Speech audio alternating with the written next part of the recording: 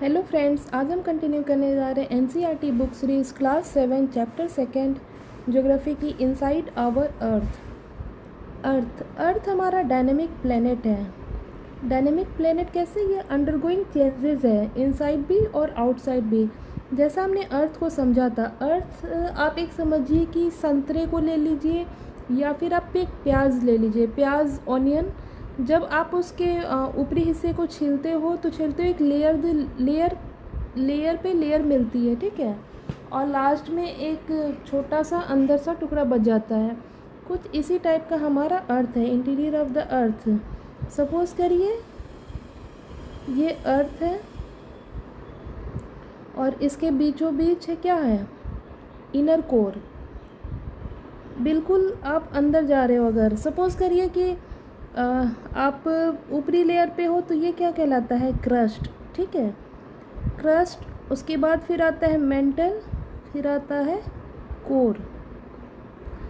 आप इसको ऐसे देखो, बिल्कुल आप प्याज का ही एग्जांपल लो, दूसरा एग्जांपल लोगे तो आप कंफ्यूज हो जाओगे, क्योंकि ये जो बना है ये 2D है, जबकि एक्चुअली में अर्थ क्या है, अर्थ एक 3D है, ठीक है।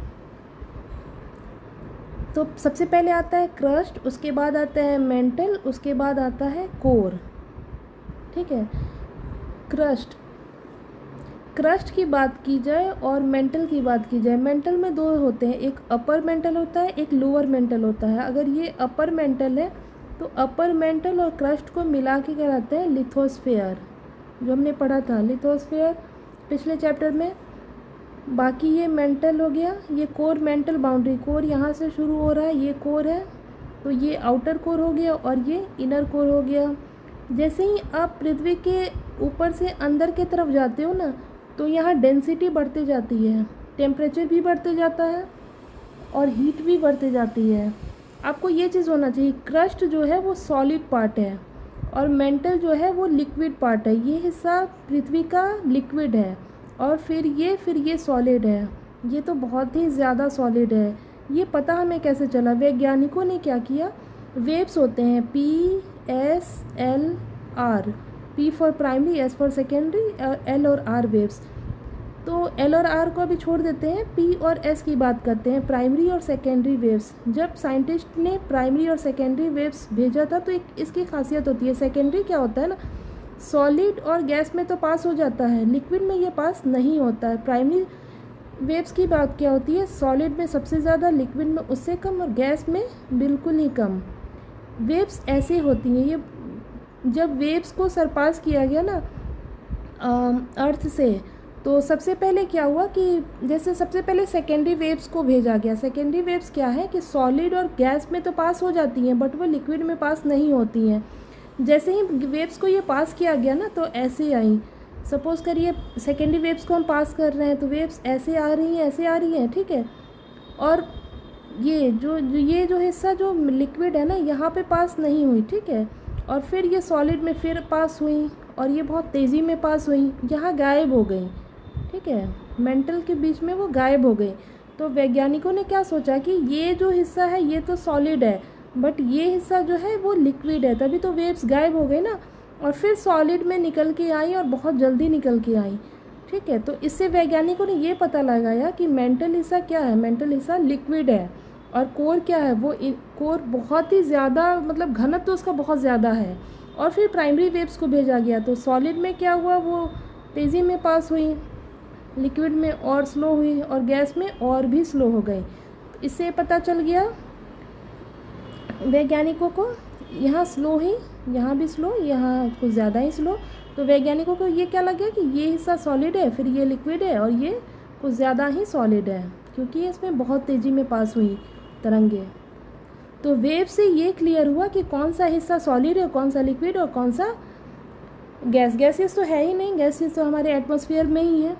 तो अंदर में कुछ भी ऐसा नहीं है, अंदर में बस वही आपको सॉलिड, फिर लिक्विड और फिर मोर सॉलिड। जो लिथोस्फेयर है, क्रस्ट की बात की जाए तो क्रस्ट की जो चौड़ाई है वो 35 किलोमीटर है। आप ये समझिए कि इस हिस्से से लेकर इस हिस्से तक, यहाँ मतलब पृथ्वी की जो त्रिज्या है वो 6361 किलोमीटर है, ठीक है, 6361 किलोमीटर या आप 6400 किलोमीटर मान सकते हैं। लिथोस्फीयर क्रस्ट और अपर मेंटल की जो चौड़ाई वो 35 किलोमीटर है, 35 किलोमीटर है। मेंटल की जो चौड़ाई है वो 2900 किलोमीटर है और बाकी का हिस्सा क्या है, कोर का है, वो आपको 3500 किलोमीटर के अराउंड आप मान सकते हैं या 3400 किलोमीटर अराउंड आप मान सकते हैं। क्यों? क्योंकि पूरा ही है 6371 किलोमीटर, तो आप माइनस कर लो, ठीक है। बट ये जो 35 किलोमीटर है ये दो टाइप के हैं, जैसे कॉन्टिनेंटल क्रस्ट हो गया और ओशियनिक क्रस्ट हो गया, आपने ये भी देखा था। क्रस्ट क्या है, दोनों तरफ है, एक कॉन्टिनेंटल भी है और एक ओशियनिक भी है। जैसे ये देखिए कॉन्टिनेंटल क्रस्ट, यहाँ देखिए यहाँ चौड़ाई ज़्यादा है, जबकि ओशियनिक क्रस्ट की चौड़ाई कम है। तो ये आपका 35 किलोमीटर है, तो यहाँ आपको 5 किलोमीटर अराउंड माना जाता है, 5 से 10 किलोमीटर, ठीक है। इसकी भी चौड़ाई घटती बढ़ती है, जैसे पहाड़ों पे आप 70-80 किलोमीटर तक हो जाता है और यहाँ पे ओशन में बिल्कुल 5 से 10 किलोमीटर के रेंज में रहता है। तो इसकी लंबाई चौड़ाई ऐसे मतलब चौड़ाई जो है वो ऑन एन एवरेज मानी जाए तो 35 किलोमीटर मानी जाती है, ठीक है। इसके आगे आपको क्रस्ट का आपने हो गया, मेंटल का आपको हो गया। मेंटल आपको 2900 किलोमीटर की चौड़ाई है। क्रस्ट जो है वो सियाल से बना होता है, silicon and aluminium, silicon and aluminium. वही मेंटल जो है वो सीमा से बनाता है, सिलिकॉन एंड मैग्नीशियम। और कोर जो है वो नीफ से बना हुआ है, यानी ferric and nickel. Sial, sima and nife. यहाँ का घनत्व तो कम होता है, यहाँ का घनत्व तो ये तो लिक्विड हो गया, यहाँ का घनत्व तो बहुत ज़्यादा होता है कोर का, ठीक है। अब थोड़ा सा आप देख सकते हैं, थ्योरेटिकल पार्ट वही है, 35 किलोमीटर आपका क्रस्ट का पार्ट हो गया। मेंटल यहाँ पे अगर ओशनिक की बात की जाए तो 5 किलोमीटर है। ऊपर में जो क्रस्ट का लिथोस्फीयर का है वो सिलिका और एल्युमिनियम से मोस्टली बना है, इसलिए इसको सियाल कहते हैं। उसके बाद से ओशियनिक क्रस्ट या अपर मेंटल जो बना हुआ है वो सीमा से बना हुआ है, सिलिकॉन और मैग्नीशियम। क्रस्ट आपको मेंटल 2900 किलोमीटर का है। उसके बाद से आप 3500 किलोमीटर क्या है, कोर का है। रेडियस हमारी पृथ्वी की कितनी है, 6371 किलोमीटर या around about 6400 kilometre. Rocks and minerals. Earth crust जो है वो क्या चीज़ से बना हुआ है, made of various types of rocks. Ma'am any natural mass of mineral that makes of the earth crust is called a rock.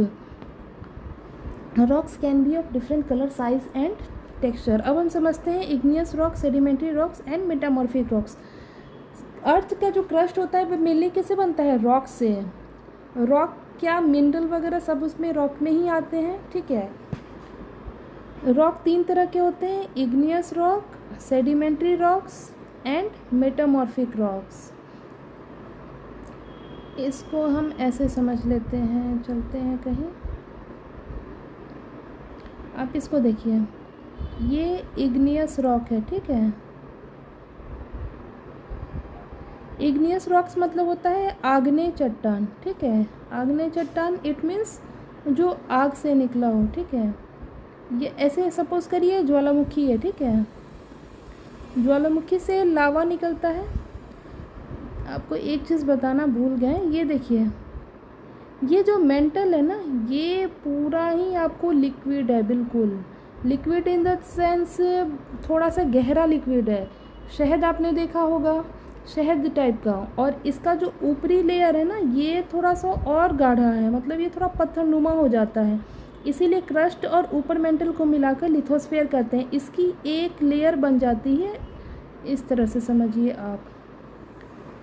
ये क्रस्ट है और ये अपर मेंटल है, इसको क्या कहते हैं, लिथोस्फीयर।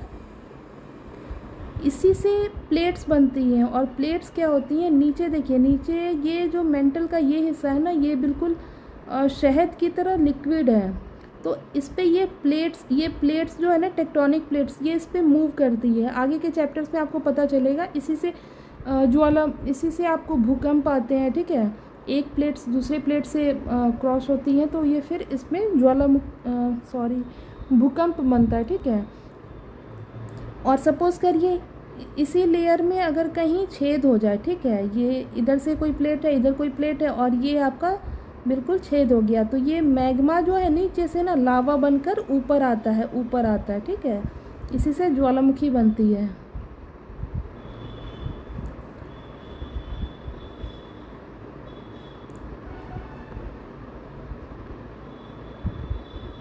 तो ये मान लीजिए कि आपका क्रस्ट में क्या हुआ, एक छेद हो गया और नीचे में आपको पता है मेंटल है, लिक्विड मेंटल है, तो ये मैग्मा लावा बनकर ऊपर आता है, ऊपर आया और ये ऐसे से पूरा इधर इधर गिर जाता है, ठीक है।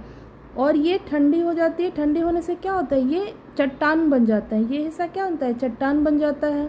इसी को कहते हैं इग्नियस रॉक। इग्नियस रॉक आग्नेय चट्टान, क्यों, क्योंकि मैग्मा लावा से बना हुआ है, तो ये पूरा ही ऐसे जम के ये चट्टान बन जाता है, इसीलिए इसको आग्नेय चट्टान कहते हैं। आग्नेय चट्टान क्या हुआ, जैसे ये बना ना,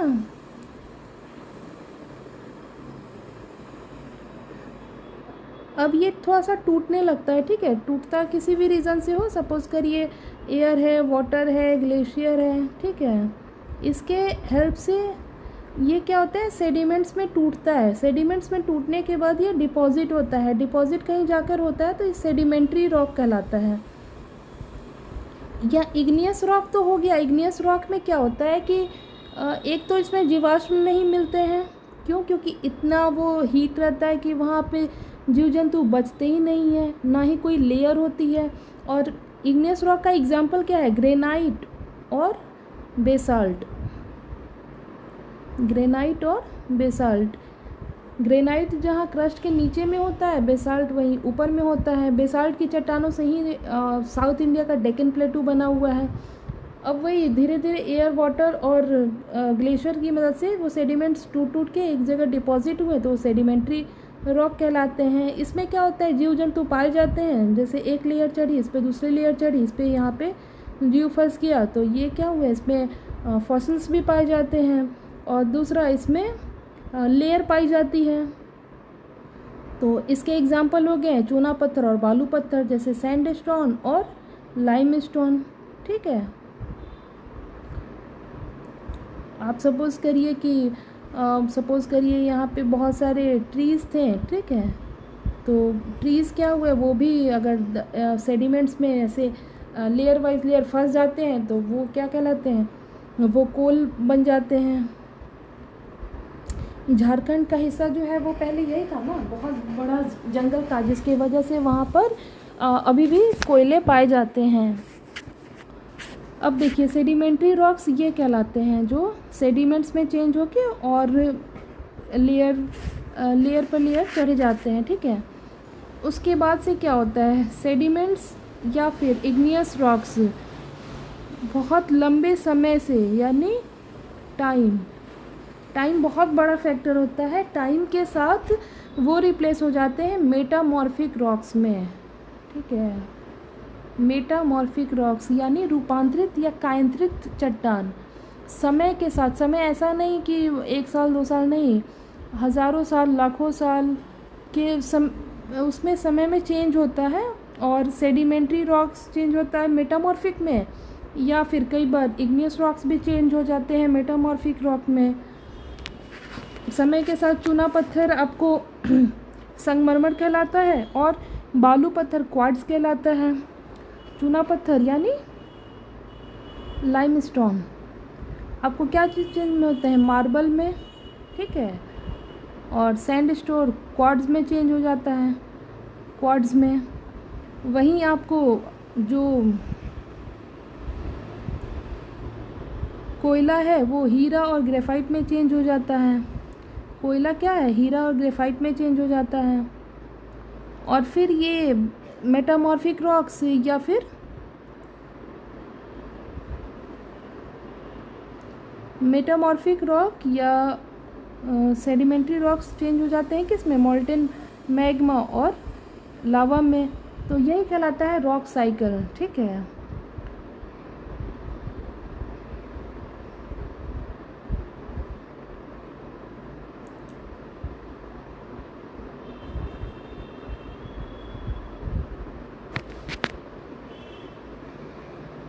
when the molten magma cools it becomes solids, ठीक है, it called igneous rocks. Magma जब निकलता है पृथ्वी के अंदर से, वो जब जमा हो गया, वो जब लिक्विड वो जब जम जाता है तो क्या कहलाता है? Igneous rocks. ये प्राइमरी रॉक्स कहलाते हैं। ये दो तरह के होते हैं, एक इंट्रूसिव एक एक्सट्रूसिव। बाहर जो निकल गया जम गया वो एक्सट्रूसिव इग्नियस रॉक कहलाया, और इंट्रूसिव क्या हुआ? जब वो क्रस्ट के अंदर ही कूल्स डाउन होता है, ठीक है। ग्रेनाइट और बेसाल्ट इसका एग्जाम्पल है। बेसाल्ट आपका डेक्कन प्लेटू जो है साउथ का, वो इसी से बना हुआ है।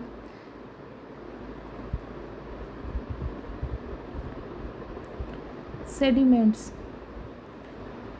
rocks roll down, crack and hit each other. Rocks rolled out, crack and hit each other are broken down in small fragments. Smaller particles are called sediments. जब भी बड़े रॉक चट्टान छोटे छोटे टुकड़ों में बढ़ जाते हैं वो सेडिमेंट्स कहलाते हैं। और ये विंड, वाटर, ग्लेशियर, इन सब के थ्रू में सेडिमेंट्स एक लेयर द लेयर चढ़ती जाती है। इसको सेडिमेंट्री रॉक्स कहते हैं, ठीक है। सैंडस्टोन और लाइमस्टोन एक इसका एग्जाम्पल है। इसमें फॉसिल पाए जाते हैं, क्यों? क्योंकि एक लेयर बनती है। तीसरा देते हैं मेटामॉर्फिक रॉक। मेटामॉर्फिक मतलब रूपांतरित या कायांतरित। इसमें क्या है? ग्रेट हीट लगता है, प्रेशर लगता है, और समय बहुत बड़ा फैक्टर है। टाइम के साथ ये चेंज होता रहता है मेटामॉर्फिक रॉक में। मेटामॉर्फिक रॉक्स, अब एक साइकिल देखिए आप, ये हाँ ये देखिए, मोल्टेन मैग्मा निकलता है, ठीक है। मैग्मा से क्या होता है? इग्नियस रॉक बनता है। इग्नियस छोटे छोटे टुकड़े में बढ़ जाता है तो ये सेडिमेंट हो गया, और ये सेडिमेंट्री रॉक हो जाता है।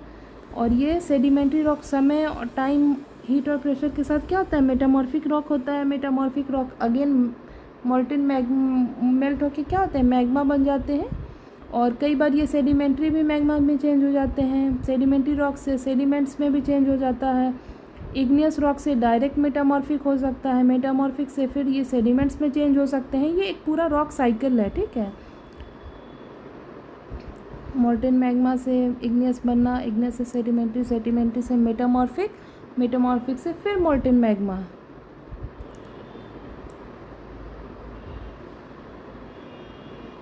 Rocks are made of different minerals. Minerals are naturally occurring substances which have certain physical properties and definite chemical composition. Minerals are very important to humankind.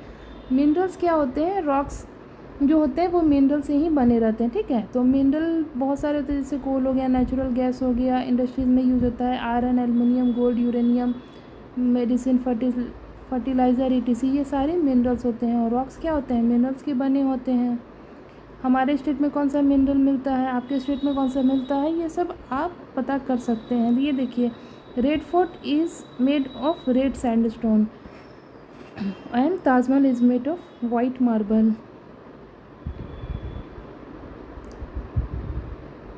Fossils आपको समझ में आया, इग्नियस, मेटामॉर्फिक समझ में आया, क्रस्ट समझ में आया, metal. So it's all about chapter number 2 inside our earth. Thank you. आप, आई होप आप लोग को समझ में आया होगा। आप एक बार इसको रीड कर सकते हैं, ठीक है। थैंक